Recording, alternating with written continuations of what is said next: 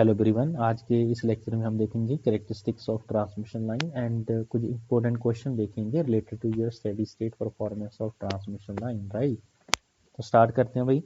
Characteristics of transmission line, ये चीज़ मैंने पहले भी बता दी थी, लेकिन अब थोड़ा सा और बता देता हूँ इसके बारे में। मान लीजिए मेरे पास ये ट्रांसमिशन लाइन है, ठीक है। तो ट्रांसमिशन लाइन को हम 2-3 पार्ट में डिवाइड कर देते हैं भाई, उसको हम 1 बाय 1 देखते हैं। कई बार डायरेक्ट कंडीशन भी आपको पूछी जा सकती है, ठीक है। तो ये होती है आपकी representation of general transmission line. Right, ये आपके पास आर होता है, एल होता है, जी होता है और ये आपके पास सी होता है, ठीक है। बोलो ओके हो जाएगा, या बी भी बोल सकते हैं इसको। तो सबसे पहली आपकी जो कैरेक्टरिस्टिक्स आती है राजे, that is distortionless transmission line. Distortionless transmission line, ठीक है। जो हमने पहले ही बताया था, इसको मैंने गलती से भाई आपको डिस्ट्रीब्यूशन बोल दिया था। ये आपकी डिस्टॉर्शन लेस ट्रांसमिशन लाइन है, ठीक है। बोलो जी, इसका मीनिंग क्या होता है? Wave form, wave travelling in transmission line should not, हमारी ये प्रॉपर्टी होती है, ठीक है, शुड नॉट डिस्टॉर्ट और डेविएट। मतलब ये है, जैसी वेव हमने सेंडिंग एंड से भेजी है वैसी की वैसी रिसीविंग एंड पे पहुंचनी चाहिए, ठीक है। इसकी कंडीशन क्या है फॉर डिस्टॉर्शन लेस के लिए? ये आपको भाई कई बार एग्जाम में आ जाता है, ये आपको पता होना चाहिए, ठीक है। इसके लिए ये होती है, जो टाइम कांस्टेंट होता है आपके सीरीज, ये वाला टाइम कांस्टेंट सीरीज का इक्वल टू शंट एलिमेंट का होना चाहिए, ठीक है। The time constant of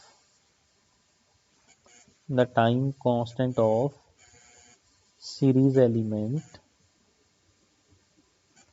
must be equal to time constant of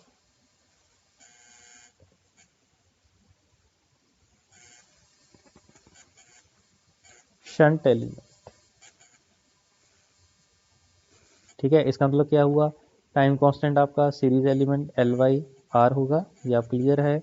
दूसरा आर सी होता है भाई, तो आर सी होता है, जो आपके पास आर होता है दैट इज 1 बाई आर, ठीक है। 1 by R is equal to G. R था ना, आर सी था, आप इसको ऐसे भी लिख सकते हो सी डिवाइड बाई 1 बाई आर, ठीक है। तो सी और 1 बाई आर को हम लिख सकते हैं कंडक्टेंस, ठीक है। तो ये चीज़ हम लिख सकते हैं, ठीक है। और अगर इसको रीअरेंज करनी तो R C that is equal to L of G, ठीक हुआ। दूसरी आपकी वेव फॉर्म होती है राजी, दूसरी आपकी कैरेक्टरिस्टिक्स होती है फ्लैट और इन्फिनाइट लाइन। फ्लैट और इन्फिनाइट लाइन, ये भी आपको क्लियर है भाई, आपको बताया था। इसमें क्या है, वोल्टेज और करंट जो होते हैं throughout the line constant रहते हैं। Throughout the transmission line is constant. Constant का मीनिंग क्या है? दोनों सेम आएंगे, ठीक है। Means B R B S के इक्वल आएगा, आई एस आई आर के इक्वल आएगा, ठीक है। इसके लिए कंडीशन क्या है? कंडीशन फॉर फ्लैट, हमने जो जब सर्ज इम्पीडेंस लोडिंग कर रहे थे, तो जब Z L equal to Z C आ गया है ना, that is the must condition, ठीक है। जेड एल इक्वल टू क्या आ गई? जेड सी क्या था आपका? Characteristics impedance of the transmission line. Z L क्या? लोड का इम्पीडेंस, ठीक है। जब लोड का इम्पीडेंस कैरेक्टरिस्टिक्स इम्पीडेंस के इक्वल आ जाएगा, तो मेरी जो लाइन होगी उसको बोलेंगे फ्लैट और इन्फिनाइट। उस केस पे आपका बी एस वी आर के इक्वल आ जाएगा, आई एस आई आर के इक्वल आ जाएगा। इसी को क्या बोलते हैं आगे? फ्लैट और इन्फिनाइट लाइन, ठीक है। आगे होती है लॉसलेस लाइन।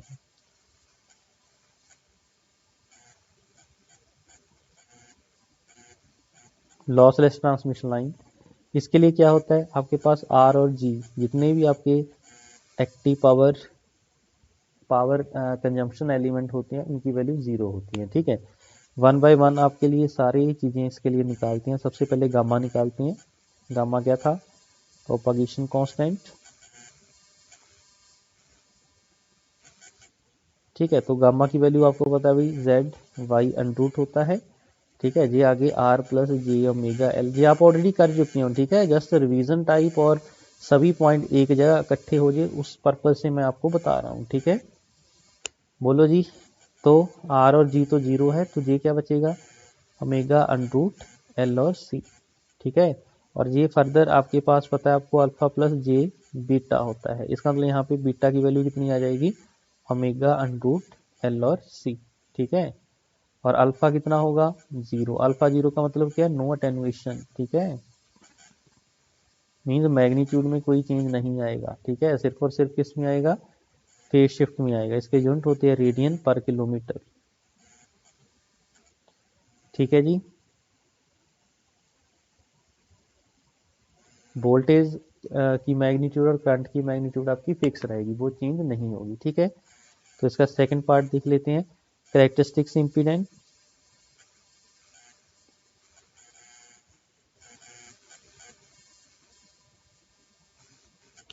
हाँ जी, जेड सी आपको पता है किसके इक्वल था भाई, Z divide by Y under root, यही था। अब डिस्टॉर्शन लेस लाइन है, सॉरी आपकी लॉसलेस लाइन है, तो आर और जी दोनों जीरो हो जाएंगे, तो आपके पास फर्दर आंसर आपके पास कितना आ जाएगा, अंडरूट ऑफ दिस, ठीक है। तो इसका मतलब ये क्या हो गया, प्योरली रियल नंबर आपको पता आ जाता है भाई, प्योरली रियल नंबर है, मींस इसके अंदर कोई भी रिएक्टेंस का पार्ट नहीं होगा, सिर्फ और सिर्फ क्या होगी, रेजिस्टेंस होगी, ठीक है।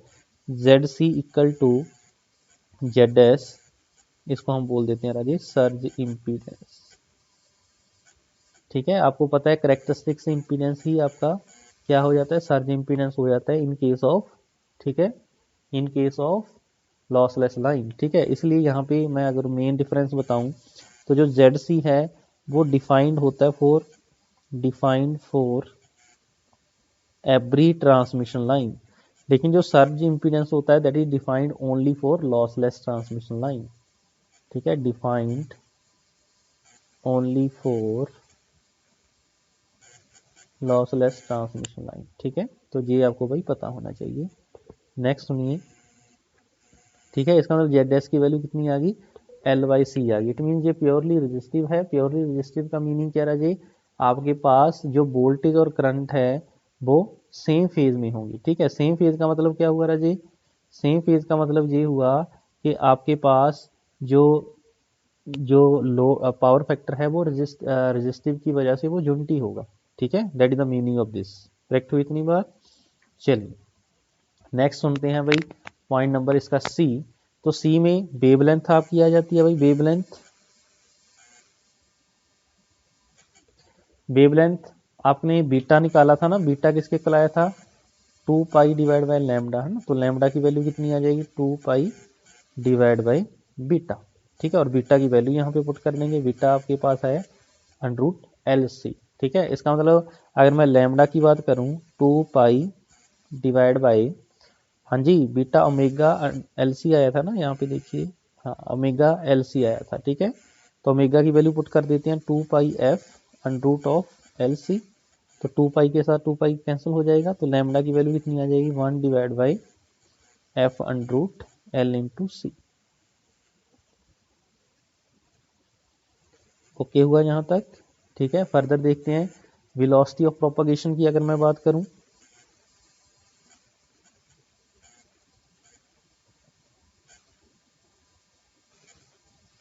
हाँ जी, velocity of propagation v that is equal to F into lambda होता है भाई, ठीक है। एफ इंटू लैम्डा आप यहाँ पे वैल्यू पुट करो, एफ के साथ एफ कैंसिल हो जाएगा, तो एल सी एन रूट आपके पास आ जाती है, ये भी हमें देख लिया था।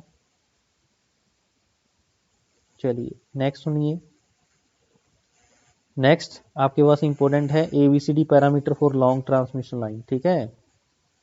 ABCD parameter of lossless transmission line, ठीक है। आपको ये तो क्लियर है कि आपके पास अगर मैं लॉन्ग ट्रांसमिशन लाइन की बात करूं, A equal to D that is equal to cos hyperbolic gamma L था भाई, ठीक है, यही था ना। और आपको पता है जो गामा की वैल्यू अपनी डिस्टॉर्शनलेस ट्रांसमिशन लाइन के केस में आया है that is nothing but J beta, इसको ऐसे लिख सकते हैं ना, जे बीटा, ठीक है। तो इसको यहाँ पे पुट कर देते हैं अभी, तो गामा की वैल्यू देखिए कहाँ कितनी आ रही है, जे बीटा, ठीक है। इसको यहाँ पे पुट करो तो ये बनेगा cos hyperbolic J beta L, ठीक है। मतलब क्या हुआ, A is equal to D hyperbola और जो जे की टर्म है, ठीक है, जब ये इकट्ठे आ जाते हैं तो इसका आंसर आ जाता है कॉस बीटा एल, ठीक है, ये आपस में कैंसिल हो जाता है। मीन्स कॉस, अगर आपके पास हाइपरबोलिक जे थीटा है, इसकी वैल्यू क्या आ जाती है राजे, कॉस थीटा। अगर साइन हाइपरबोलिक जे थीटा है, इसकी वैल्यू आ जाती है जे साइन थीटा, ठीक है, ये चीज़ आपको पता होनी चाहिए, ठीक है। तो यहाँ पे बीटा एल आ जाएगा राजे। ऐसे अगर मैं बी की बात करूँ, बी किसके इक्वल था, Z C sine hyperbolic gamma L. इसमें जब वैल्यू पुट करोगे जी sine hyperbola J beta into L, तो ये कितना आ जाएगा जे, और जेड सी आपका जेड एस में बदल जाएगा भाई, ठीक है। तो सर्ज इम्पीडेंस हो जाता है इस केस में। तो आगे आ जाएगा साइन बीटा एल, ये आपके पास बी की वैल्यू आ जाएगी, ठीक है।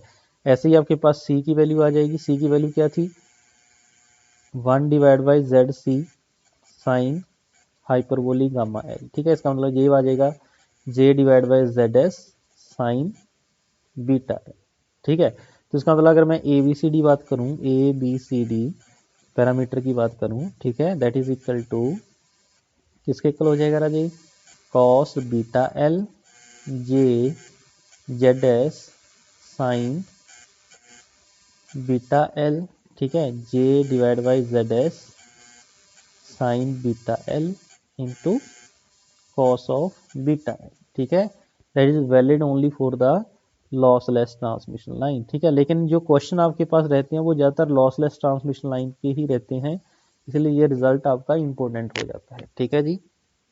बोलो जी, कोई दिक्कत कोई कंफ्यूजन है तो, ठीक है, हो जाएगा यहाँ तक, ठीक है, हो जाएगा, ठीक है। चलिए अब कुछ क्वेश्चंस देख लेते हैं भाई, ठीक है। तो ये पॉइंट भाई आप अपने नोट्स में ऐड कर लेना, ठीक है।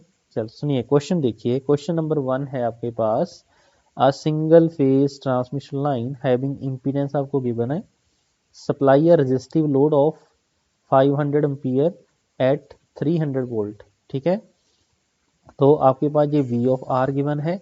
एक क्वेश्चन के अंदर जो भी वोल्टेज आपको गिवन होगी, ठीक है, बोला जाएगा ट्रांसमिशन लाइन ऑफ 132 kV, उसमें जो 132 kV always receiving end voltage लिखी होती है, ठीक है। वो कौन सी वोल्टेज होती है, रिसीविंग एंड वोल्टेज, समझ रहे मेरी बात।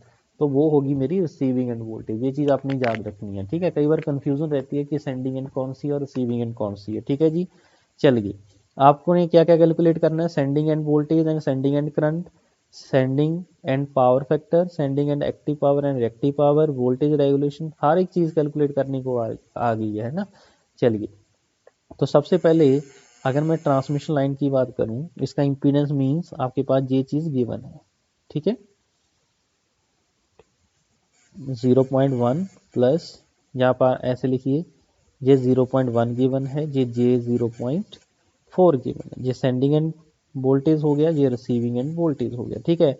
आपके पास कोई भी शंट का एलिमेंट नहीं गिवन, इसका मतलब ये कौन सी ट्रांसमिशन लाइन है जी, शॉर्ट ट्रांसमिशन लाइन है, ठीक है। कौन सी लाइन है, शॉर्ट ट्रांसमिशन लाइन है, ठीक है। और जो लोड है, लोड आपने यहाँ पे कनेक्ट कर रखा है राजी, जो आपका जो लोड कनेक्ट हुआ है,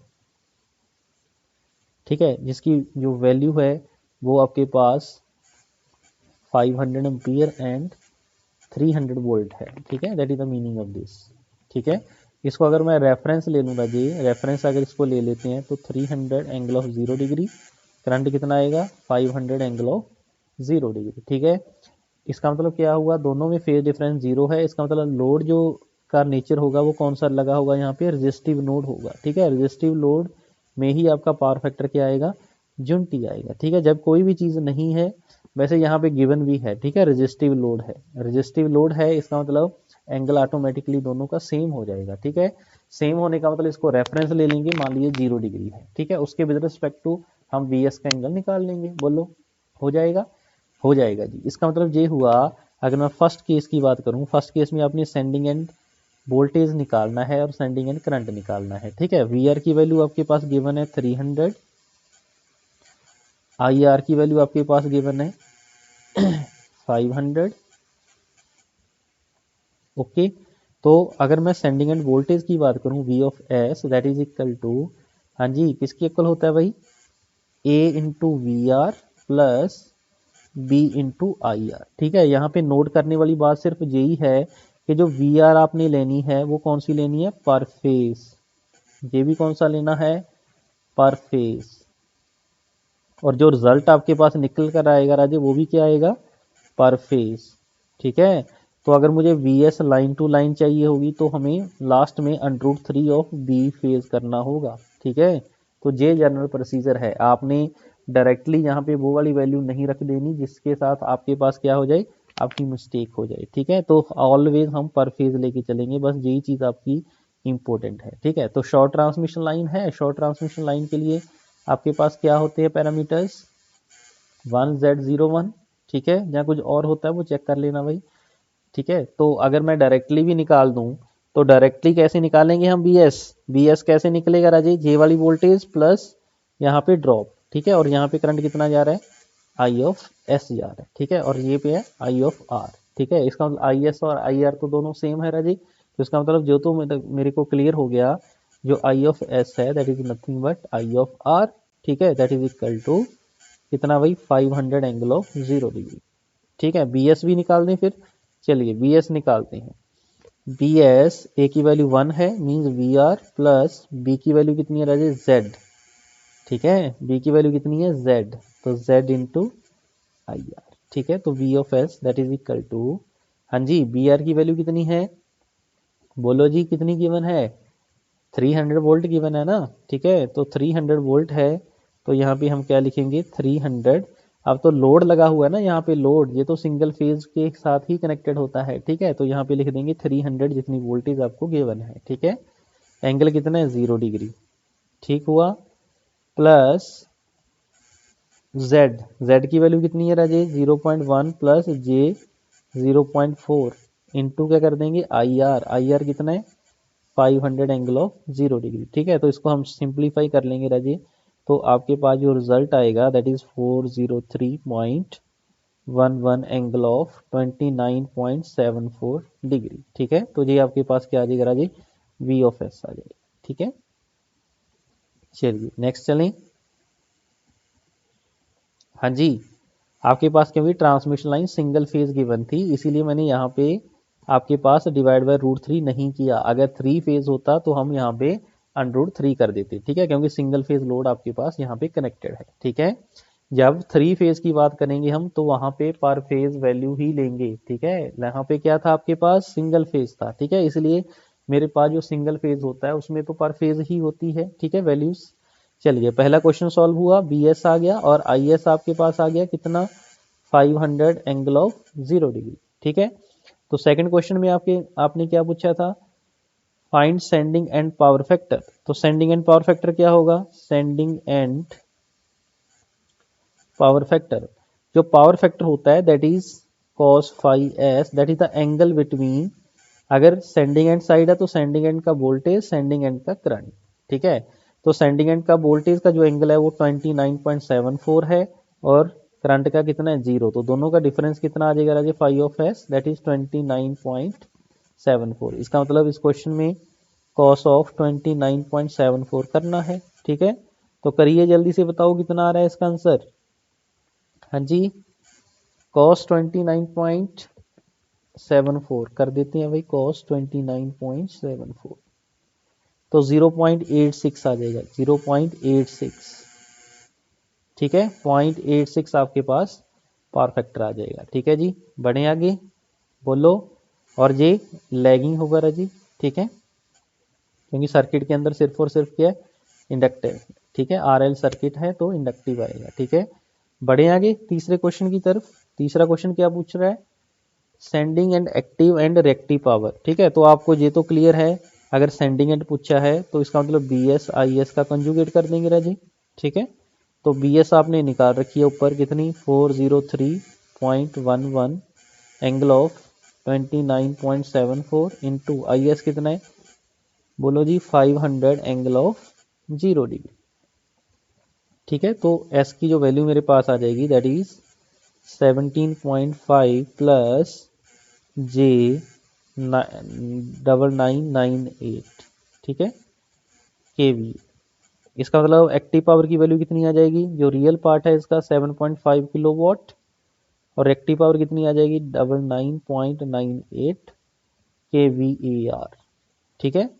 चलिए ये चीज़ भी आ जाएगी आपके पास, बोलो आप क्या पूछा है, आप पूछा वोल्टेज रेगुलेशन, तो वोल्टेज रेगुलेशन भी निकाल सकते हैं भाई, फोर्थ पे देखो भाई क्या पूछा है, वोल्टेज रेगुलेशन। ठीक है, तो वोल्टेज रेगुलेशन आपके पास स्टैंडर्ड फॉर्मूला होता है B S by A minus B R divide by V R का मैग्नीट्यूड इंटू 100, यही होता है ना। अब ये शॉर्ट ट्रांसमिशन लाइन है तो ए की वैल्यू कितनी होगी 1, तो बी एस आपने निकाल रखी है कितनी 403.11 माइनस वी आर आपके पास 300 की बना जी, डिवाइड बाई 300 इंटू 100 कर देंगे। ठीक है, तो वोल्टेज रेगुलेशन भाई कैलकुलेट कर लो, दैट इज 34.33% आ जाएगा। ठीक है, बोलो कुछ डिफिकल्ट था? कुछ भी डिफिकल्ट नहीं है, वेरी गुड। तो आप मुझे एक चीज बताइए, अगर नेक्स्ट क्वेश्चन जो है उसमें क्या निकालना था, at what power factor voltage regulation is maximum. Voltage regulation maximum किस केस में आती है राजे, लैगिंग पावर फैक्टर के केस में।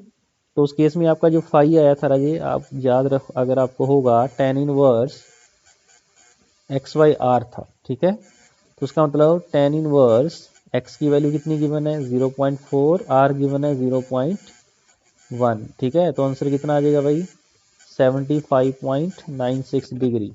ठीक है, तो हमें पावर फैक्टर बताना था, तो पावर फैक्टर के लिए क्या करेंगे, cos ऑफ फाइव कर देंगे राजी, मीन्स cos ऑफ 75.96। ठीक है, जो भी आंसर आ गया आप लिख देना। सिक्स्थ में आपके पास पूछा था वोल्टेज रेगुलेशन मैक्सिमम किस पावर फैक्टर पे आएगा, सॉरी मिनिमम। ठीक है, तो मिनिमम के लिए आपका जो फाइव था राजी, फाइव इज इक्वल टू 10 का इनवर्स वो आर बटा एक्स था। ठीक है, इस चीज़ को आप रिपीट कर लेना। ठीक है, तो इसको भाई आप सॉल्व कर लेंगे, 10 इनवर्स 0.1 बाई आर, जो भी फाइव आएगा उसका कॉस ले लो राजी, आपके पास क्या आ जाएगा, पावर फैक्टर आ जाएगा। करेक्ट हुई इतनी बात, बोलो हो जाएगा, बोलो जी, इजी था ना। ठीक है, तो इजी ही क्वेश्चन भाई आपके पास रहते हैं। ठीक है, चलिए नेक्स्ट क्वेश्चन देखते हैं। आपके पास एक 150 किलोमीटर ट्रांसमिशन लाइन है जिसका रेजिस्टेंस आपको गिवन आ रहा जी पर किलोमीटर, रिएक्टेंस इंडक्टिव रिएक्टेंस आपके पास गिवन है। ठीक है, बी की वैल्यू गिवन होगी आपके पास, the receiving end load is, receiving end पे जो लोड लगा हुआ है उसकी वैल्यू आपको गिवन है। ठीक है, आगे क्या गिवन है, लैग एट 66 केवी। ठीक है, 66 केवी का मतलब क्या है, आपके पास रिसीविंग एंड वोल्टेज गिवन है। ठीक है, चलिए आगे क्या बोल रहा है, what is the voltage regulation and efficiency of power line by nominal pi network. ठीक है, नॉमिनल पाई नेटवर्क भाई बोल दिया। जब नॉमिनल पाई नेटवर्क आपके माइंड में आएगा, इसका मतलब क्या हुआ, इसका मतलब आपके माइंड में उसके ABCD पैरामीटर आ जाने चाहिए। ठीक है, जो क्या होते हैं Y Z by two, Z A और डी तो सेम ही होते हैं। ठीक है, इसको तो सेम ही लिख दिया करो। यहाँ पे क्या था 1 प्लस वाई जेड बाई 4, ये आपके पास ABCD पैरामीटर होते हैं। ठीक है, और जो y आपके पास होता है राजे वो होता है G प्लस JB, ये भी चीज़ आपको पता होनी चाहिए। ठीक है, अब क्वेश्चन के अंदर क्या गिवन है, आपके पास R गिवन है per unit length, XL given है पर यूनिट लेंथ, और B गिवन है। ठीक है, B, ये जो B आपका यहाँ पे लिखा है। ठीक है, the receiving end load is, आपके पास रिसीविंग एंड पे जो लोड लगा हुआ है वो आपको गिवन है। ठीक है, आपने कैलकुलेट करनी है वोल्टेज रेगुलेशन। ठीक है, तो वोल्टेज रेगुलेशन का फॉर्मूला क्या होता है भाई, वोल्टेज रेगुलेशन की आपको लिए क्या चाहिए होगा, BS चाहिए होगी। ठीक है, और A चाहिए होगा minus V of R divide by V of R into कर देंगे 100, ये चीज़ चाहिए होगी वोल्टेज रेगुलेशन के लिए। ठीक है, फिर आपके पास क्या आता है, आपके पास आउटपुट पावर चाहिए होगी और इनपुट पावर चाहिए होगी एफिशिएंसी के लिए। ठीक है, P out divide by P input, जहाँ आप ऐसे बोल सकते हो, जो P आउटपुट होती है रिसीविंग एंड पावर होती है, इसमें क्या बोलेंगे receiving end power plus losses चाहिए होंगी। ठीक है, जहाँ फिर सिंपली आप BS IS निकालो, जैसे हमने पिछले क्वेश्चन में देखा था, उससे आपके पास क्या आ जाएगा PS आ जाएगा। PS means sending end power, means sending end power, ऊपर क्या आएगी रिसीविंग एंड पावर। ठीक है, आप ऐसे भी निकाल सकते हो। बोलो जी हो जाएगा, हाँ जी हो जाएगा कि नहीं हो जाएगा, बिल्कुल हो जाएगा। ठीक है, आप मुझे एक चीज़ बताइए, ये जो आपके पास रेजिस्टेंस है, अगर मैं इसका पाई नेटवर्क सबसे पहले ड्रॉ करूं, पाई नेटवर्क कैसे ड्रॉ होगा, यहाँ पे क्या होता है टोटल Z होता है, यहाँ पे टोटल Y बाई 2 होता है, ऐसे ही होता है कि नहीं होता, ये Y बाई 2 होगा, ये भी क्या Y बाई 2 होगा। ठीक है, अब जी टोटल इम्पीडेंस Z है, अगर मैं इसकी वैल्यू निकालूंगा जी, इसकी वैल्यू कितनी होगी जल्दी से बताओ फटाफट। R की वैल्यू कितनी है 0.25 प्लस, हाँ जी, XL कितना गिवन है 0.5 J के साथ, है ना, ऐसे ही है ना। लेकिन ये पर किलोमीटर है, लेकिन ये जो इम्पीडेंस आपका होता है ये पूरे आप ट्रांसमिशन लाइन का कैलकुलेट करके एक जगह पे रखते हो, ठीक है। इसका मतलब इनटू किलोमीटर कर देंगे, ठीक है। किलोमीटर कितनी है 150 कर देंगे, तो Z की जो मेरे पास वैल्यू आएगी दैट इज 37.5 प्लस इतनी आ जाएगी भाई Z की वैल्यू। जब इसको जल्दी से करो कैलकुलेट, J, हाँ ठीक है 75, ठीक है। ये आपके पास टोटल इम्पीडेंस आ जाएगा, सीरीज इम्पीडेंस, ठीक है। अगर मैं इसकी मैग्नीट्यूड की बात करूं, मैग्नीट्यूड कितना आएगा 83.85 एंगल ऑफ 63.4, ठीक है। कई बार आपको ऐसा सर्किट भी ड्रॉ करने को आ जाता है, ये सारे पैरामीटर जैसे क्वेश्चन के अंदर गिवन है ना आपके पास, उसकी हेल्प से आपको बोला जाएगा इसका पाई नेटवर्क ड्रॉ करो। तो Z की वैल्यू बता सकते हो, यहाँ पे Z की जगह पे आप लिख दोगे 37.5 प्लस J75, ठीक है, ओम। और y/2 भी पूछा है भाई आपसे, y के अंदर सिर्फ और सिर्फ आपको क्या गिवन है जी, सिर्फ b गिवन है, ठीक है। इसका मतलब क्या है, इसका मतलब ससेप्टेंस गिवन है आपके पास, बाकी चीज नहीं गिवन है। इसका मतलब कंडक्टेंस को जीरो जीम कर लेंगे, तो y को हम सिंपली लिख सकते हैं j इंटू बी, ठीक है। बीटा नहीं है b है, ठीक है। बोलो जी, लिख सकते हैं, ओके। तो ये आ जाएगा j 0.04 इंटू 10⁻⁻4, जे भी परजेंट लेंथ गिवन है इसको भी 150 से मल्टीप्लाई कर देंगे, ठीक है। तो y की वैल्यू आपके पास आ जाएगी 6 इंटू 10⁻⁻4 एंगल ऑफ j का 90 डिग्री बना दिया, ठीक है। तो इसका मतलब ये यहाँ पे लिखेंगे 3 इंटू 10⁻⁻4 ऐसे j, ये भी आ जाएगा j इंटू 3 इंटू 10⁻⁻4, ठीक है जी। यहाँ तक ओके हो गया। चलिए जी, तो मेरे पास ये चीजें आ गई है, ठीक है। ऐसे ही हम इसके ABCD पैरामीटर निकाल लेंगे सभी, बिल्कुल निकाल लेंगे सर। ये जो हमने बिल्कुल स्टार्टिंग में लिखा था 1 प्लस वाई Z/2 Z, ठीक है, इसमें वैल्यूज जस्ट पुट करनी है, बिकॉज आपके पास Z भी आ गया, आपके पास Y भी आ गया है, ठीक है। वैल्यूज पुट करो, पुट करने के बाद देखो आंसर आपके पास ये आ जाएगा 0.977 angle of 0.66, 83.85 angle of 63.4, 5.93 into 10⁻⁻4 angle of 90.32, ठीक है। 0.977 एंगल ऑफ 0.66, ओके हुआ। तो सेंडिंग एंड वोल्टेज निकाल सकते हो राजी, वो क्या होगा A into V R plus, हाँ जी, B into I of R, बिल्कुल निकाल सकते हैं भाई, ठीक है। चलिए, तो A की वैल्यू कितनी है 0.977 angle of 0.66 into receiving end voltage कितनी की बना राजे 66 kV है VR, ठीक है। लेकिन ये कौन सी वोल्टेज है राजे, लाइन टू लाइन, ठीक है। लेकिन हमें आपको बताया था कौन सी वैल्यू रखनी है उस फॉर्मूले में, फेज वैल्यू, ठीक है। तो यहाँ पे कितना आ जाएगा 66 kV डिवाइड बाय मुझे करना पड़ेगा √3 प्लस, हाँ जी, IR निकाल सकते हैं भाई। IR तो आपके पास नहीं है ना, लेकिन लोड आपके पास गिवन है, उससे हम IR निकाल सकते हैं, ठीक है। एंगल ऑफ 63 इंटू IR, इस IR को पहले निकालें भाई। तो ये मेरे पास ट्रांसमिशन लाइन है ABCD, इसके ऊपर लोड आपने वही लगा रखा है, ठीक है। लोड कुछ भी हो सकता है, मैंने यहाँ पे रजिस्टिव गलत दिखा दिया भाई। ये मान लीजिए लोड लगा हुआ है, ठीक है। और लोड की वैल्यू कितनी गिवन है जल्दी से बताओ, 30 मेगावाट एट 0.8 पावर फैक्टर, ठीक है। तो 30 megawatt at power factor of 0.8 lagging, ठीक है।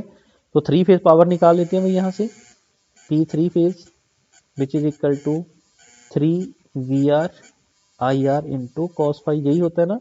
ये आपके पास गिवन है 30 into 10⁻+6 that is equal to 3 into VR की वैल्यू लिख देंगे भाई 60,000 डिवाइड बाय √3 पर फेज आ गया, into IR into power factor कितना है 0.8, तो यहाँ से IR निकाल लेंगे भाई 30 इंटू 10⁻6 इंटू √3 डिवाइड बाय आ जाएगा 3 इंटू 66,000 इंटू 0.8, ठीक है जी। तो यहाँ से मेरा जो आई आर है उसकी जो वैल्यू आ जाएगी राजे 328.03, ठीक है। साथ में ये एंगल लगाना नहीं भूलना, ठीक है। एंगल कौन बताएगा आपका, ये पावर फैक्टर, ठीक है। तो कॉस का इनवर्स 0.8 कर दो, ठीक है। ये आपके पास करंट का एंगल आ जाएगा, ठीक है। तो ये आ जाएगा 36.86, अगर लैगिंग है तो नेगेटिव लगा दो, ठीक है। ये चीज़ नहीं भूलनी है, मैं बार बार बोल रहा हूँ, एंगल में पावर फैक्टर का एंगल जरूर आपने आई आर के साथ दिखाना होता है, ठीक है।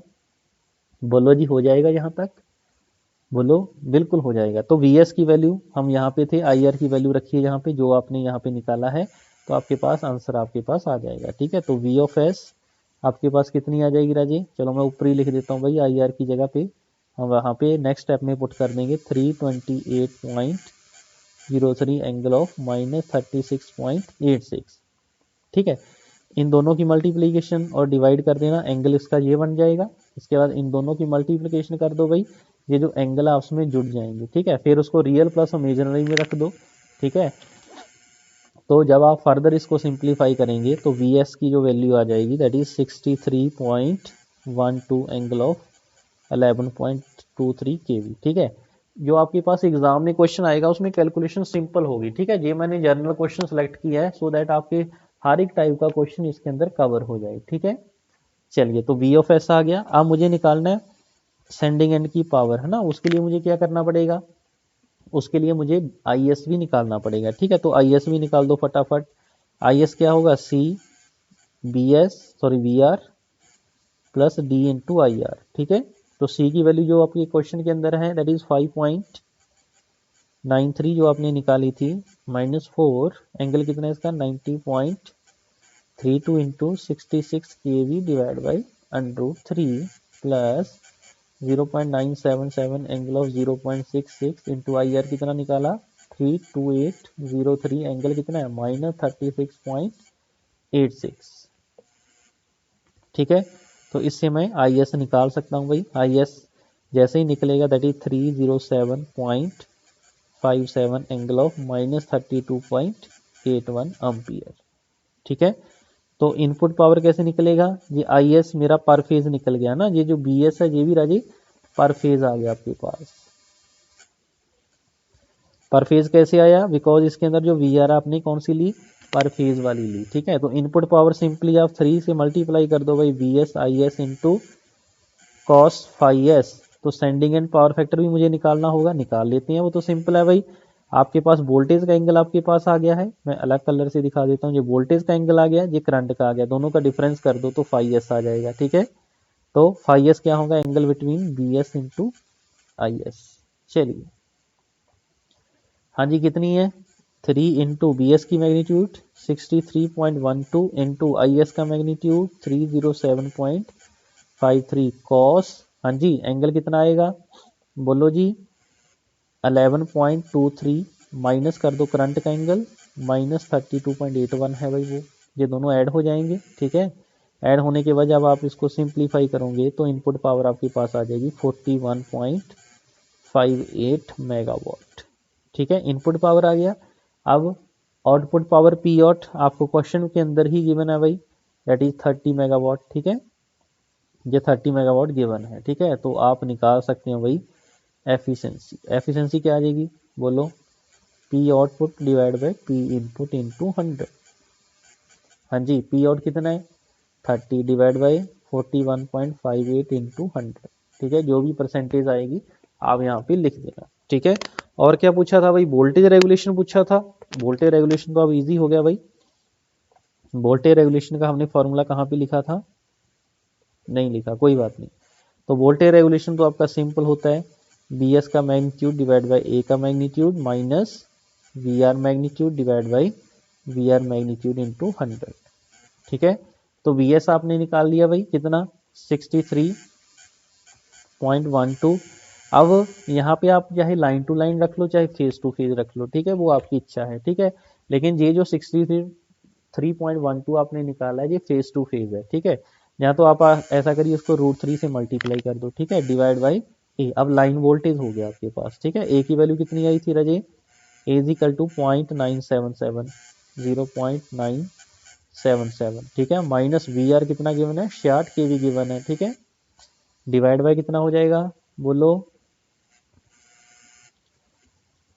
Divide by V R that is 66 into 100, because ये लाइन टू लाइन थी, ठीक है, अगर आपने 63.12 रखना है तो इसको डिवाइड बाय √3 रखना होगा, ठीक है, तो आप बस चाहे तो दोनों फेज ले लो चाहे दोनों लाइन ले लो, ठीक है, इस चीज का आपने ध्यान रखना है, ठीक है, इसको कैलकुलेट करिए, आपके पास आपका आंसर आ जाएगा, ठीक है, बोलो कोई डिफिकल्ट चीज थी, नहीं थी, तो सुनिए नेक्स्ट क्वेश्चन। ओके, तो क्वेश्चन नंबर 3 देखिए भाई, consider two buses connected by an impedance of 0 plus 0.5, the bus 1 voltage is 100 angle of 30 degree, the bus number 2 voltage is 100 angle of 0 degree, ठीक है, the real and reactive power supplied by bus 1 respectively, ठीक है, यहाँ पे बस 1 है, यहाँ पे बस 2 है,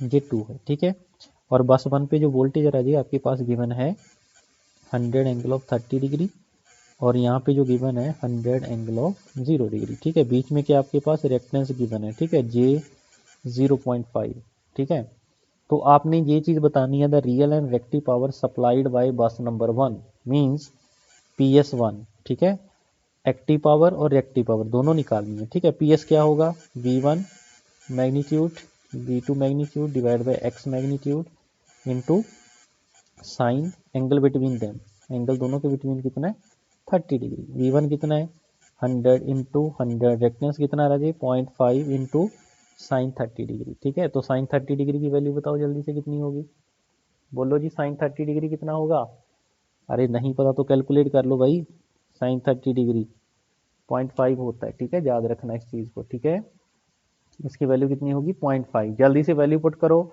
और देखो कितना आंसर आ रहा है आपका, ठीक है, जल्दी से करो भी वैल्यूज पुट दोनों केस के अंदर, एक्टिव और रिएक्टिव पावर निकालो जल्दी से फटाफट, ठीक है, हाँ जी, पॉज द वीडियो करो भाई, सॉल्व करो जल्दी से, मैं वेट कर रहा हूँ, ठीक है,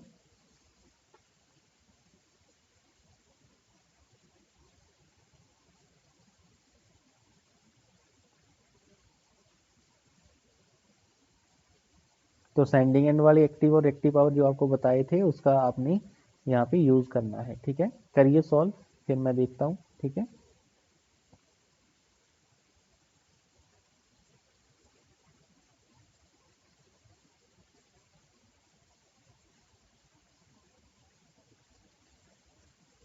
हाँ जी, बढ़े आगे, चलिए, तो जी आगे आपके पास 0.5, ये तो कैंसिल हो जाएगा, तो आपके पास कितना आ जाएगा 1000 वॉट आ जाएगी भाई P1, ठीक है, ऐसे ही भी रेक्टिव पावर निकालो जल्दी से, Q किसके इक्वल हो जाएगा, QS1 that is equal to क्या फॉर्मूला बताया था भाई, बोलो यार, B1 का स्क्वायर डिवाइड बाय x, ठीक है, साथ में क्या था कॉस था, नहीं यार, V1 B2 magnitude of x, इसके साथ कॉस था, ठीक है, कॉस ऑफ डेल्टा, राइट, तो V1 की वैल्यू कितनी है 100 का स्क्वायर, x कितना गिवन है 0.5 माइनस ये है 100, V2 भी क्या है 100, या 0.5 इंटू कॉस ऑफ 30 डिग्री, ठीक है, करो जल्दी से सॉल्व इसको भाई, देखो कितना आ रहा है,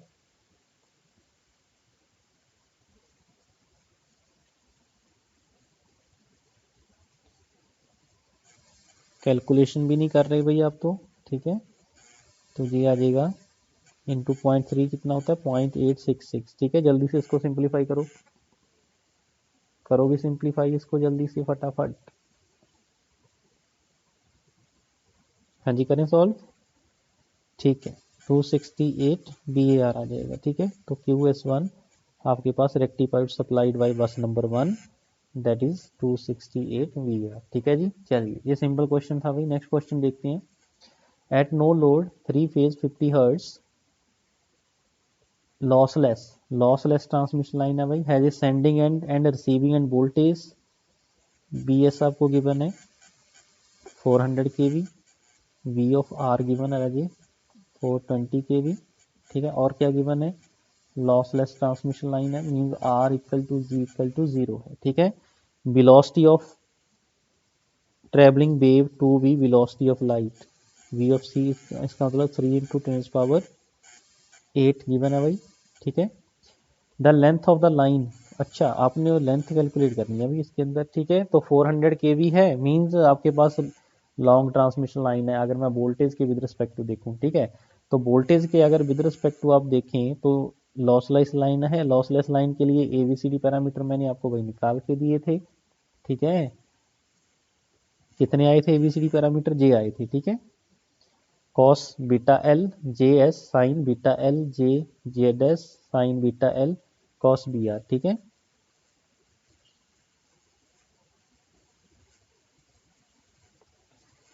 ओके, और क्या गिवन है? नो लोड की कंडीशन गिवन है। नो लोड की कंडीशन है मींस नो लोड है। नो लोड का मतलब क्या है? आपकी आई आर की वैल्यू कितनी आ रही है जी? 0 है, ठीक है। अगर मैं वोल्टेज की इक्वेशन देखूं, sending end voltage A B R plus B into I R, ठीक है, ये टर्म तो मेरी 0 हो जाएगी राजी, क्योंकि नो लोड है। इसका मतलब वी एस की वैल्यू किसकी इक्वल आ जाएगी? ए ऑफ बी आर, ठीक है। तो यहाँ से हम ए निकाल सकते हैं राजी। ए किसके इक्वल हो जाएगा? B S Y B R. B S की वैल्यू कितनी गिवन है? 400 डिवाइड बाई 420, ठीक है, मीन्स 20 बाई ए की वैल्यू आ जाएगी 20 डिवाइड बाई 21, ठीक है। और ए की वैल्यू आप देख सकते हैं कॉस बीटा एल है, ठीक है। इसका मतलब यहाँ से हम क्या निकाल सकते हैं जी? बीटा एल निकाल सकते हैं, which is equal to cos का इनवर्स 20/1, ठीक है। जे एल आपको निकालनी है, ठीक है, लेंथ। तो इसका जल्दी से निकालो। तो 20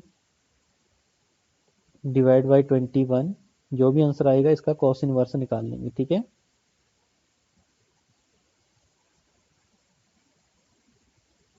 तो ये आ जाएगा 17.75, ठीक है, विच इज इक्वल टू 17.75। लेकिन ये डिग्री है, हमें किस में चाहिए? रेडियन में चाहिए, ठीक है। तो 3.14 डिवाइड बाई 180 कर देंगे, ठीक है। तो जल्दी से करो सॉल्व भाई, फटाफट डिवाइड बाई कर दो 180।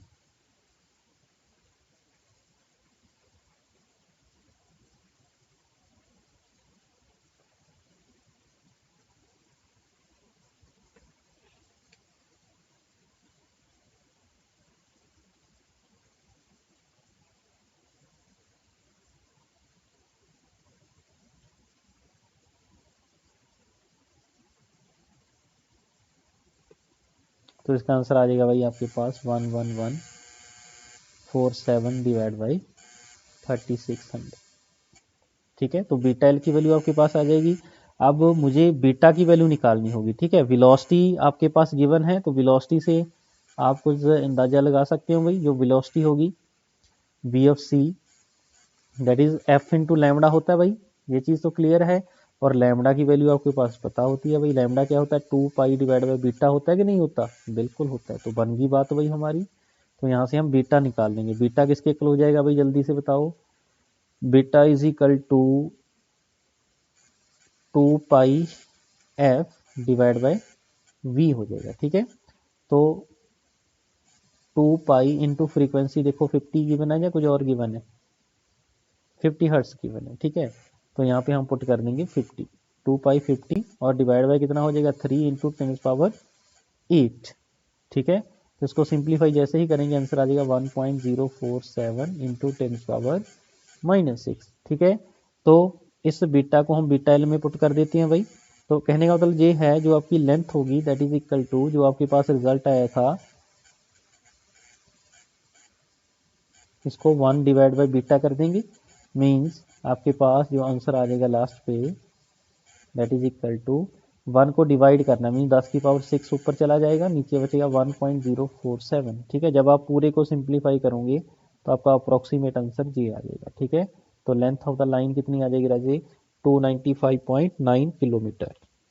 ओके, हो जाएगा भाई, ओके। तो यहाँ पे इजी क्वेश्चन था, कोई डिफिकल्ट इसके अंदर नहीं थी, ठीक है। चलिए नेक्स्ट क्वेश्चन देखते हैं। आपने भाई कैलकुलेट करना है B S I S and cos phi S. B R आपको गिवन है। If line parameter R Z C आपके पास गिवन है, ठीक है। तो बीटा आपके पास गिवन है। Length of the transmission line आपके पास है, ठीक है।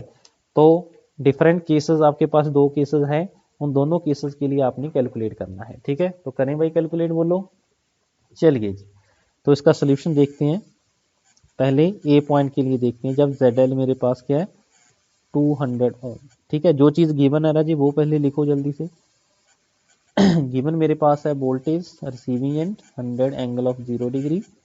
तो करेक्टरिस्टिक्स इम्पीडेंस गिवन है, ठीक है, लाइन पैरामीटर ZC गिवन है और बीटा की वैल्यू आपको गिवन है रेडियन पर किलोमीटर, लेंथ आपके पास आ गया राजी 100 किलोमीटर, फ्रीक्वेंसी आपके पास गिवन है 50 हर्ट्ज, ठीक है। चलिए, तो वोल्टेज सेंडिंग एंड का जो फॉर्मूला होगा BS, वो मेरे पास क्या होगा cos beta L into VR, lossless है ना, BR प्लस, हाँ जी, B की वैल्यू कितनी होती है JZC into sine beta L, ठीक है, जो हमने किया था, इंटू I ऑफ R, ठीक है। तो ये चीज़ भाई मेरे पास होती है, ठीक है। तो अब मैं अगर मान के चलूँ मेरे पास कोई लोडिंग अनलोडिंग की कंडीशन तो यहाँ पे गिवन नहीं है, तो BS को हम कैसे लिख सकते हैं, BS को हम ऐसे लिख सकते हैं, BS that is equal to, जो वैल्यूज आपके पास गिवन है उसका यूज करिए भाई फटाफट, कितना होगा। सबसे पहले मुझे इस क्वेश्चन के अंदर BL की जरूरत पड़ रही है, बीटा L की, तो उसको हम पहले निकाल लें भाई, बीटा L को कैलकुलेट कर लेते हैं, 1.047 इंटू 10⁻³ इंटू लेंथ कितनी गिवन है 100, ठीक है। तो बीटा L को हम लिख सकते हैं beta of L that is equal to 0.1047 आ गया। अब इसके अंदर हमें साइन में लिखना तो डिग्री में कन्वर्ट करना पड़ेगा, तो 180 डिवाइड बाई पाई कर देते हैं, ठीक है। तो बीटा L की जो मेरे पास वैल्यू आ जाएगी दैट इज 6 डिग्री, ठीक है। एक चीज़ तो मेरे पास मिल गई है, ठीक है। अब मेरे पास निकालना है B ऑफ S, ठीक है। B ऑफ S कैसे निकलेगा, ZL इज इक्वल टू 200 ओम है, ठीक है। इसका मतलब ये हुआ ZL 200 ओम है और जो ZC है वो भी मेरे पास क्या है 200 ओम है, ठीक है। इसका मतलब मेरे पास जो ZL और ZC है दोनों सेम आ रही हैं, ठीक है। जब लाइन का लोड का इम्पीडेंस आपके characteristics impedance of the transmission line आ रहा है, तो वहाँ पे कौन सा केस होता है भाई, बोलो, BR और BS दोनों सेम होते हैं, ठीक है।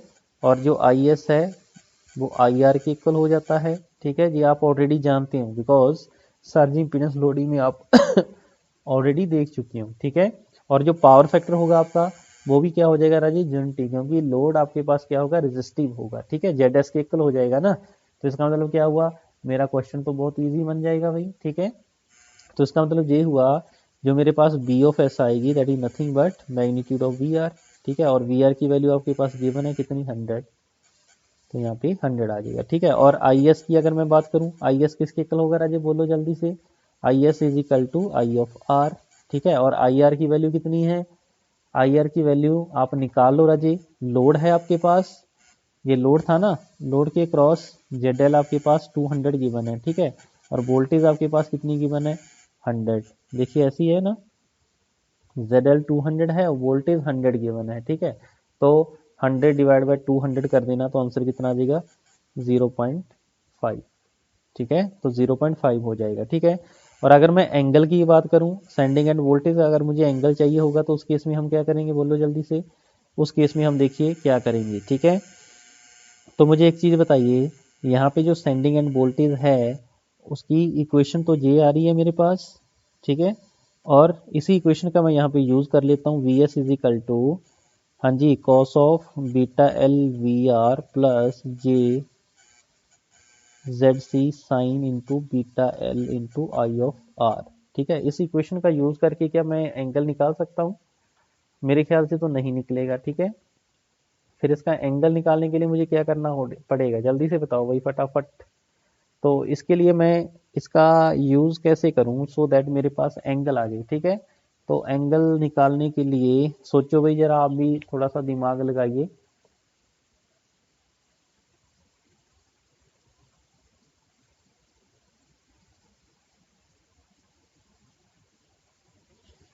तो इसी क्वेश्चन को अगर मैं यूज़ करूं, VR यहाँ पे मेरे पास है, अगर मैं यहाँ पे इम्पीडेंस की बात करूं और यहाँ पे मेरे पास G है, Z ऑफ C है, ठीक है। इसका मतलब ये Z ऑफ C है, ये सारी की सारी वोल्टेज यहाँ पे अपीयर होगी, ठीक है। ये अगर BS है, ये VR है, ये दोनों वोल्टेज सेम आ रही हैं, ठीक है। इसका मतलब ये हुआ जहाँ पे करंट IR जाएगा ना, तो IR into Z of C, इसको मैं VR बोल सकता हूँ, बोलो बिल्कुल बोल सकते हैं राजी, क्योंकि सेम है। तो इसका मतलब ये हुआ cos beta L V R plus J, हाँ जी इसको मैं अगर वी आर बोल दूँ तो मेरी बात बन जाएगी साइन बीटा एल। देखते हैं भाई, तो वी आर कॉमन निकल जाएगा, cos beta L plus J, हाँ बात बन जाएगी भाई। तो v ऑफ r, हाँ जी इसको हम लिख सकते हैं e की पावर j बीटा l, ठीक है, नेटवर्क थ्योरी याद करो, इसको हम ऐसे भी लिख सकते हैं बीटा l, ठीक है। तो sending end voltage equal to receiving end voltage होगा, लेकिन एंगल कितना होगा राजे, बीटा l। इसका मतलब ये जो vs है इसका एंगल राजे बीटा l होगा। बीटा l आपने निकाल लिया कितना, 6 डिग्री, ठीक है। तो 100 एंगल ऑफ 6 डिग्री होगा, ठीक है। तो फर्स्ट क्वेश्चन के अंदर आपने क्या निकालना था, VS IS निकालना था और फाइस भी निकालना था भाई, तो फाइस भी आपको निकालना था भाई, ठीक है। इसका मतलब cos बीटा एल, ठीक है, मींस cos 6 डिग्री, ठीक है। cos 6 डिग्री कितना आएगा भाई, जल्दी से बताओ, cos 6 डिग्री, ये तो अप्रोक्सीमेट 1 ही आएगा, cos 6, क्योंकि cos 0 1 होता है ना, तो 0.9945 that is approximate equal to 1, ठीक है, यूनिटी। ओके हो गया भाई। यहाँ पे सेकंड केस देखते हैं भाई, इस केस में तो चलो इजी था। सेकंड केस में ZL की वैल्यू आपके पास गिवन है 100 ओम, ठीक है।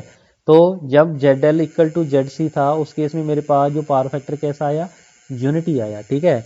ये जो ZL है इसको हम लोडिंग ऑफ लाइन बोलते हैं, ठीक है। इसका मतलब loading of line which is equal to आ गई थी भाई, बोलो सर्ज इम्पीडेंस लोडिंग, ठीक है, ऐसे बोल सकते हैं, बिल्कुल बोल सकते हैं, ठीक है, क्योंकि दोनों की वैल्यूज सेम है, ठीक है, ZC और ZS की, ठीक है। बताते हैं इसका मीनिंग क्या है, ठीक है। बिकॉज अगर मैं सर्ज इम्पीडेंस लोडिंग निकालूं, सर्ज इम्पीडेंस इस केस में लोडिंग निकालता, तो SIL की जो वैल्यू होती है राजे that is equal to VR का स्क्वायर डिवाइड बाई Z, यही था ना, यही था, बिल्कुल सही है।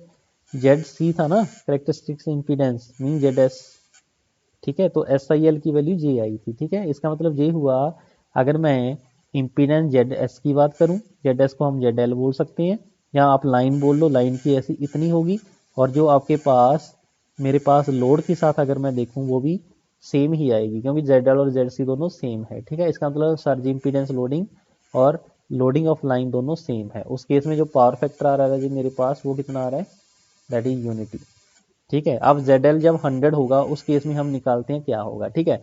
एक तो ये हो जाएगा VR का अगर मैं स्क्वायर करूं डिवाइड बाय ZL करूं, और VR का स्क्वायर डिवाइड बाय ZC करूं, ठीक है। ZC मेरा 200 है जी, 100 है, इसका मतलब ये ज़्यादा हो जाएगा, means loading of line, loading of line आपकी मोर देन है सर्ज इम्पीडेंस लोडिंग से, ठीक है।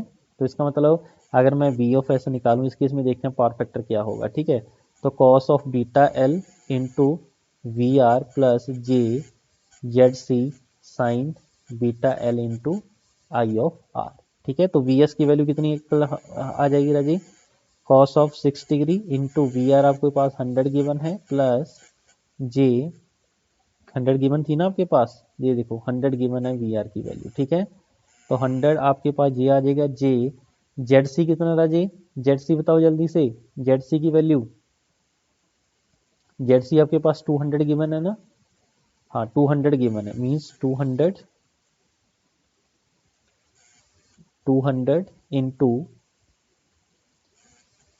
साइन बीटा एल की वैल्यू 6 डिग्री इंटू IR निकालना है। IR कैसे निकलेगा राजे, बोलो जी, यहाँ पे 100 ओम लगा दिया ना, और वोल्टेज आपके पास गिवन है कितनी है, 100 है, ठीक है। तो 1 एंगल ऑफ 0 डिग्री हम मान के चलेंगे, ठीक है। ओके हो गया भाई यहाँ तक, बोलो। तो इसको सिंप्लीफाई कर लेंगे तो V ऑफ S की वैल्यू आपके पास आ जाएगी 10162 एंगल ऑफ 11.87 डिग्री, ठीक है। तो ये तो आ जाएगा, इसके बाद हम IS भी निकालेंगे। IS के लिए क्या करना होगा आपके पास, बोलो जी, C की वैल्यू होती है JZC sign beta L into VR plus cos of beta L into IR, ठीक है। तो इसकी वैल्यू हम यहाँ पे पुट करेंगे, J200, हाँ जी, प्लस, सॉरी पहले तो साइन 6 डिग्री करेंगे, VR आपके पास 100 गिवन है, प्लस cos 6 डिग्री, IR की वैल्यू तो 1 है भाई, तो आई ऑफ एस को निकाल लेंगे। जल्दी से बताओ आई ऑफ एस कितना आ गया। आई ऑफ एस आ गया सर 0.995 एंगल ऑफ 3 डिग्री। ठीक है, आई एस आ गया, वी ऑफ एस आपके पास आ गया। ठीक है, तो अगर मैं पावर फैक्टर की बात करूं, cos of I S that is nothing but cos 11.87 minus 3 degree means cos of 8.87 which is equal to 0.988। कौन सा पावर फैक्टर है जी, लैगिंग। ठीक है, इसका मतलब ये हुआ जब सर्ज इम्पीडेंस लोडिंग मेरी लाइन लेस देन होगी लाइन लोडिंग से, पावर फैक्टर उस केस में क्या होगा, लैगिंग। ठीक है, ये पॉइंट भाई आपकी थ्योरेटिकल इंपॉर्टेंट है। अब सी देखते हैं, जब ZL मेरे पास क्या हो जाएगा 400 मीन्स ZC से ज्यादा हो जाएगा। ठीक है, उस केस में हम देख रहे हैं। ठीक है, तो चलिए बताइए इस केस में क्या होगा। अगर मैं सर्ज इम्पीडेंस लोडिंग की बात करूं, V R square divide by ZL, एक है V R square divide by ZS। ठीक है, तो ZL की वैल्यू 400 है, ये 400 है, नीचे यहाँ पे 200 है, इसका मतलब ये फैक्टर ज़्यादा हो जाएगा। मीन्स सर्ज इम्पीडेंस लोडिंग आपका ज़्यादा है from the loading of line. ठीक है, तो BS इस केस में आप जब कैलकुलेट करोगे राजे, मैं कैलकुलेट नहीं करवा रहा, that is 99.5 at angle of 3 degree.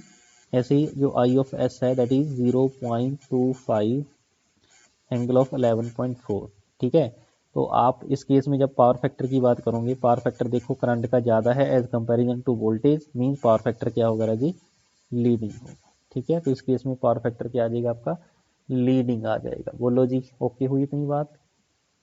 ठीक है जी, तो ये था भाई आपके पास इंपॉर्टेंट क्वेश्चन था। तो इसमें अगर मैं नोट करके पॉइंट आपको लिखवाऊं, नोट करने का मतलब बस यही है कि आपके पास अगर loading of line equal to surge impedance loading है, तो उस केस में पावर फैक्टर क्या आएगा राजी, यूनिटी। दूसरा इसमें और क्या है, Z C equal to ZL है। ठीक है, दूसरा है इफ ZC, ठीक है, जहाँ ZL के साथ लिख लो, ZL लेस देन ZC है, उसके साथ क्या होगा, मेरे पास surge impedance loading less than हो जाएगी। ठीक है, means loading of line more than हो जाएगी SIL, तो उस केस में पावर फैक्टर क्या आ जाएगा राजी, लैगिंग आ जाएगा। ठीक है, power factor is lagging. Third, if ZL is more than ZC, तो उस केस में क्या आएगा राजी, loading of line less than आ जाएगा SIL, और पावर फैक्टर क्या आ जाएगा, पावर फैक्टर इज लीडिंग। ठीक है, ये पॉइंट आपके भाई इंपॉर्टेंट है। ठीक है, चलिए नेक्स्ट क्वेश्चन देखते हैं भाई। 220 kV, इसका मतलब कौन सी वोल्टेज है ये राजी, V ऑफ R है। ठीक है, 20 kilometre long 3 phase transmission has following parameter ABCD। A equal to D इतना है, V गिवन है, C गिवन है, it's correct charging current is. तो चार्जिंग करंट निकालना है, तो चार्जिंग करंट ऑलवेज हम कहाँ पे निकालते हैं, नो लोड के केस में। ठीक है, V S is equal to A V R plus B into I R, ये टर्म मेरी जीरो हो जाएगी। ठीक है, जीरो होगी, ठीक है, बिल्कुल हो जाएगी सर। तो इसका मतलब क्या हुआ, जो वी एस है जहाँ वी आर नो लोड है, उसकी वैल्यू किसके इक्वल आ जाएगी, वी एस बाई ई। ठीक है, तो अब मुझे एक चीज़ बताइए, जो मेरे पास चार्जिंग करंट होगा आई एस से निकाल सकता हूँ C V S plus D into I R, ये टर्म तो जीरो हो जाएगी। ठीक है, ये टर्म तो जीरो हो जाएगी। ठीक है, तो आई एस की सिंपल मेरे पास जो वैल्यू है that is nothing but charging current at no load, जो सेंडिंग एंड से जाएगा that is charging current C into V of are.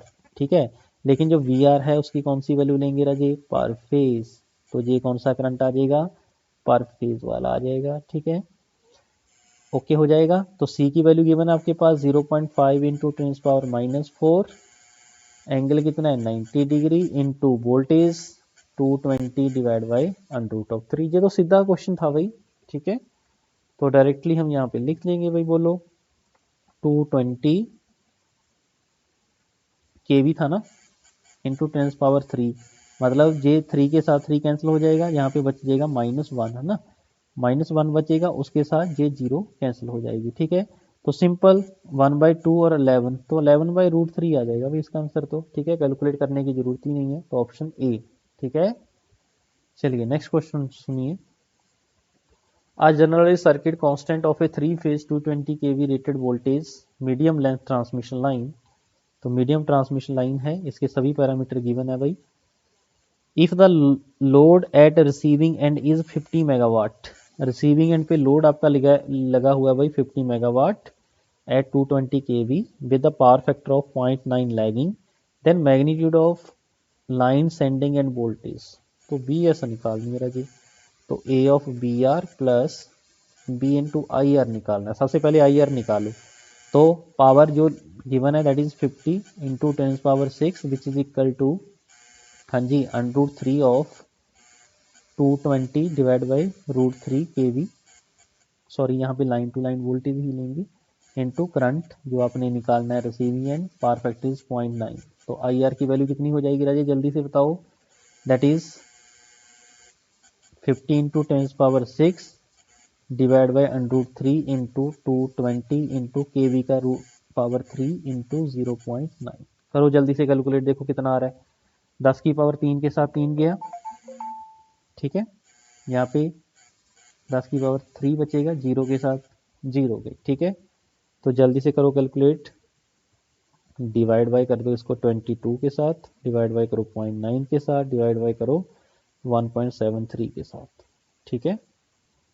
तो आपके पास आई आर आ जाएगा भाई 145.96, ठीक है। और साथ में आपको पता है इसका एंगल आएगा किसका, पावर फैक्टर का, तो कॉस इनवर्स 0.9 कर दो भाई, ठीक है। तो कॉस का inverse 0.9 that is equal to 25.84। 25.84 अगर लगेंगे तो क्या कर देंगे, नेगेटिव। चलिए इजी हो जाएगा भाई। और यहाँ पे जो वी आर लेंगे हम पर फेज लेंगे, तो आंसर किस में आएगा, पर फेज में ही आ जाएगा, ठीक है। तो वी ऑफ एस की वैल्यू जल्दी से पुट करो भाई। ए की वैल्यू कितनी गिवन है, ए है 0 पॉइंट, ये सारी वैल्यू पुट करो यहाँ पे 0.936 angle of 0.98 into sorry V of R, V R की वैल्यू कितनी गिवन है 220 kV, ठीक है। 220 kV है ना, तो यहाँ पे लिखेंगे 220 इंटू 10 की पावर 3 डिवाइड बाई √3 प्लस, हाँ जी, वी की वैल्यू बताओ, वोल्टेज सॉरी बी की, बी है is 142 angle of 76.4 into I are, I R कितना आ गया 145.96 एंगल ऑफ -2584, ठीक है। तो इसको हमने जस्ट सिंप्लीफाई करना है, तो मेरे पास क्या आ जाएगा राजी, बी ऑफ एस आ जाएगा, ठीक है, लेकिन पर फेज आ जाएगा, ठीक है। तो जल्दी से फटाफट इसको करो कैलकुलेट, थोड़ी सी कैलकुलेशन लेंथ थी है भाई, लेकिन घबराने की जरूरत नहीं है। 0.936 इसका एंगल आपको गिवन है राजी 0.98, ठीक है। जो भी इसका आंसर आया उसको मल्टीप्लाई करना है 220 के साथ इंटू 1000, जो भी आंसर आएगा उसको डिवाइड कर देंगे 1.73 के साथ, ठीक है।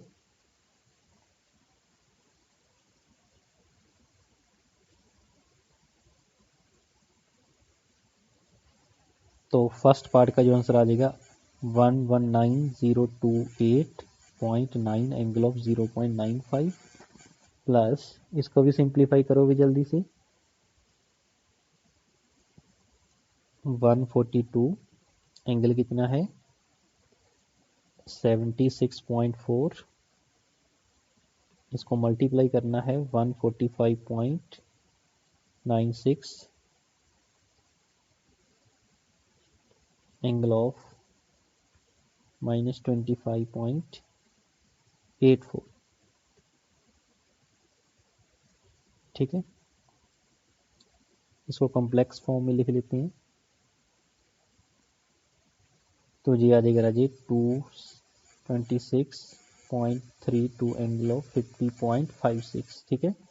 तो वी ऑफ एस की वैल्यू यहाँ पे हम निकाल देते हैं भाई, तो वी ऑफ एस इसके अंदर ऐड कर देते हैं 119.028 एंगल ऑफ 0.95,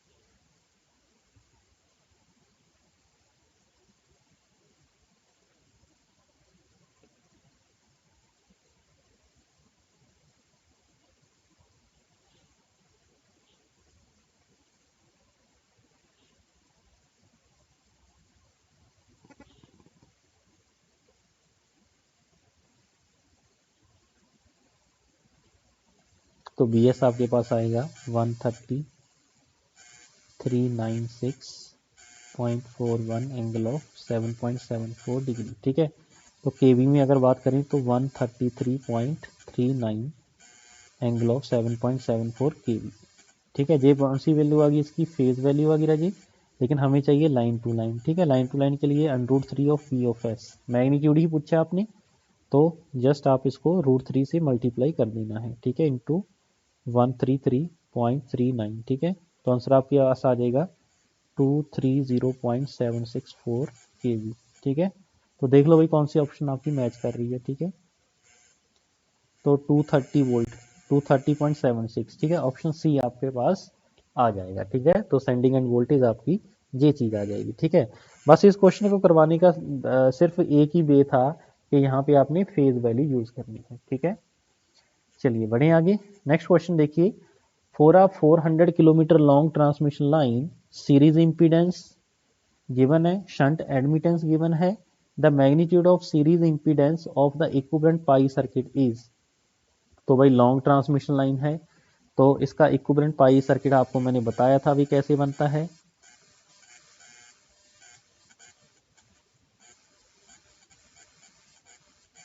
हाँ जी, अगर याद हो, आपने लॉन्ग ट्रांसमिशन लाइन करने के बाद आपको मैंने इसका इक्विवेलेंट टी और पाई मॉडल बनाकर दिखाया था, जहाँ पे हमने जेड डैश लिखा था, यहाँ पे Y dash by 2, that is Y dash by 2। जो जेड डैश की वैल्यू थी राजे, वो मेरे पास कितनी आई थी, Z C into sine hyperbolic gamma L, यही कुछ आया था भाई, बोलो बोलो जी, ऐसा ही कुछ आया था कि नहीं आया था, बिल्कुल आया था। ठीक है, एक बार वेरीफाई कर लेते हैं भाई, चेक कर लीजिए। जो वाई डैश 2 था, आई थिंक वो आया था cos hyperbolic gamma L -1 divide by Z C into sine hyperbolic gamma L. ठीक है, ये चीज़ मेरे पास आई थी। ठीक है, इसमें एक चीज़ का ध्यान रखिए, क्या लॉसलेस ट्रांसमिशन लाइन तो नहीं गिवन, नहीं गिवन। ठीक है, कोई बात नहीं है, तो इसका मतलब ये हुआ हमने तो जस्ट उसका ही यूज़ करना है, आपके कंसेप्ट का, और उसको हमने कैलकुलेशन का रूप दे देना है। ठीक है, तो कैलकुलेशन का रूप कैसे देंगे भाई, बोलो जी। इसका मतलब मुझे जो निकालना है वो सीरीज इंपीडेंस निकालना है, सीरीज इंपीडेंस मीन जे वाली चीज निकालनी है। ठीक है, तो आपको जेड सी चाहिए होगा और गामा एल चाहिए होगा, बोलो यही चीजें चाहिए ना आपको। ठीक है, तो जेड ऑफ सी आपके पास किसके इक्वल था भाई, जेड डिवाइड बाई वाई था ना।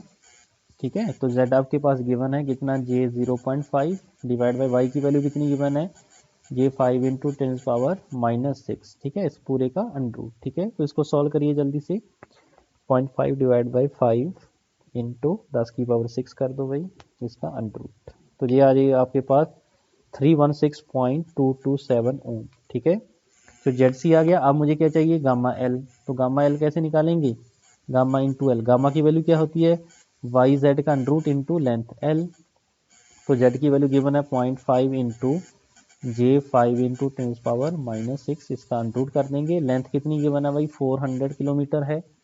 ठीक है, जल्दी से इसको सिंप्लीफाई करो, जे 2 बार आ गया तो बाहर आ जाएगा, तो ये आ जाएगा जे। ठीक है, पूरे को जब हम सॉल्व कर लेंगे तो इसकी वैल्यू आ जाएगी 0.6324।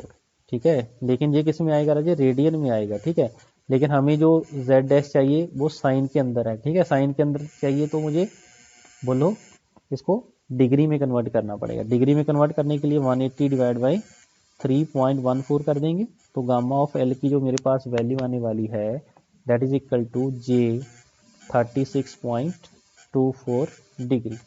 ठीक है, अब मैं जे को नहीं हटा रहा बिकॉज मेरे पास जो जेड डैश है, देखिए Z dash that is equal to Z C sine hyperbolic gamma L था। ठीक है, अब देखिए इसका यूज कैसे होगा। ठीक है, ये आ गया 316.22, यही आया था भाई, इंटू साइन हाइपरबोलिक गामा की वैल्यू, गामा एल की वैल्यू कितनी है, जे 36.24, यही था ना। और आपको ये चीज़ मैंने बताई थी, साइन अगर जे हाइपरबोलिक थीटा आ जाए तो जे साइन थीटा होता है। ठीक है, उसका यूज यहाँ पे करेंगे तो जे बाहर आ जाएगा, 316.22 साइन 36.24। ठीक है, तो इसको भाई सिंप्लीफाई की जब आप करोगे तो जेड एस की वैल्यू आपके पास आ जाएगी जे 186.89 ओम। ठीक है, तो इसकी मैग्नीट्यूड पूछा था, दैट इज 186.89। ठीक है, तो इस क्वेश्चन का आंसर ये आ जाएगा। ठीक है भाई, तो सिंपल क्वेश्चन था भाई, प्रीवियस ईयर ये आया हुआ क्वेश्चन है। ठीक है, चलिए लास्ट क्वेश्चन एक और देखते हैं। The nominal pi circuit of a transmission line is shown in the figure. The impedance Z given है एंड द रिएक्टेंस आपके पास गिवन है। The magnitude of the characteristics impedance of the transmission line. तो Z C निकालना भाई, simple सा question है, Z by by का अंडर रूट। ठीक है, तो आप मुझे एक चीज बताइए, ये जो रिएक्टेंस आपके पास गिवन है, यहाँ पे मेरे पास क्या होता है, y/2। इसका मतलब y/2 की वैल्यू किसके करा जी, x के। तो y की वैल्यू कितनी हो जाएगी, 2 ऑफ x हो जाएगी। बोलो बोलो जी, 2 ऑफ x होगा कि नहीं होगा, नहीं होगा। क्यों, क्योंकि ये जो y/2 होता है राजे, वो 1/x होता है। ठीक है, एडमिटेंस है ना, ये तो रिएक्टेंस गिवन है, मींस 1/x इक्वल टू होगी y/2 की। ठीक है, चलिए तो इसकी y की वैल्यू कितनी किसके इक्वल हो जाएगी, 2/x की। ठीक है, तो यहाँ पे पुट कर देंगे भाई, सिंपल सा क्वेश्चन था। ये है 100 डिवाइड बाई y की वैल्यू है 2/x, x मेरा ऊपर चला जाएगा। बोलो जी, इजी है भाई, जल्दी से इसको सॉल्व करो भाई। तो 33 जीरो, 4 जीरो लग जाएगी इसके साथ, इसको डिवाइड बाय 2 करिए, जो भी आंसर आएगा इसका अनरूट कर दीजिए। That is 406.201। ठीक है, इतने ओम आपके पास क्या आ जाएगा राजे, करेक्टरिस्टिक्स इम्पीडेंस। ठीक है, बोलो डिफिकल्ट था, इजी था, बिल्कुल इजी था। ठीक है, बस जो चीज़ आपको बताई गई है उसी का आपने यूज़ करना है। ठीक है, उसके बाहर आपने कुछ भी सोचना नहीं है। ठीक है जी, तो ये था भाई आपके कुछ important questions of steady state transmission line. ठीक है, तो भाई आपने इस पूरे चैप्टर को बढ़िया अच्छे वे से रिवाइज करना है। अगर कहीं पे कोई दिक्कत आ रही है तो मेरे साथ डिस्कस कर लेना है। ठीक है, तो मिलते हैं फिर नेक्स्ट। Thank you.